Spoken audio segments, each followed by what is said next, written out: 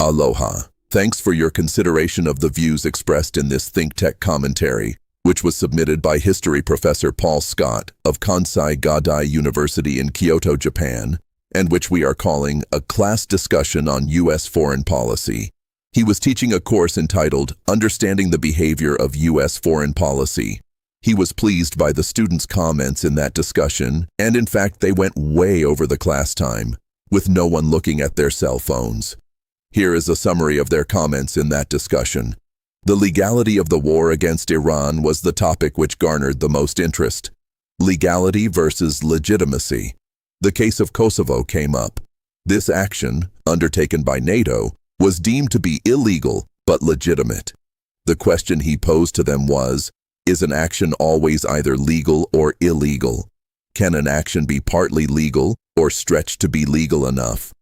Then they delved into the criminal law, where there are mitigating and extenuating circumstances.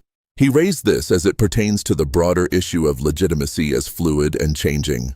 Well, it depends on perceptions and outcomes, doesn't it? Trump's justifications for the war were enunciated in his 8-minute speech. Are these sufficient and legal justifications? Is preemptive war legal? Yes, when the threat is imminent. But Bush stretched this and made it non-temporal. In other words, not imminent. They considered this legal, but international law says that it is not. Obama used this approach. Is preventative war legal? No. He asked the class to give him the most optimistic scenario and then the worst case. If the result is anywhere near optimistic, then like it or not, Trump is a historic figure reshaping the region. But even this must be cautionary because it also legitimizes the use of unilateral force.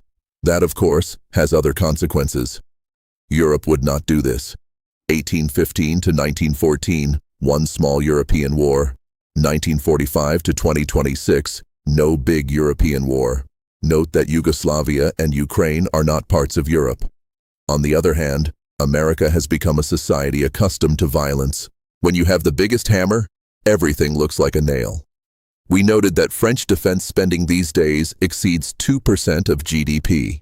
The bottom line is that the U.S. presidency has become hegemonic, imperial if you like, and has a huge military establishment, which Trump is showing off in the war against Iran. Arguably, that is the extension of almost non-stop wars of one kind or another since 1950. Thanks for watching, and thanks again for your consideration of the views expressed in this ThinkTech commentary. We'll see you again soon for the next one. Aloha.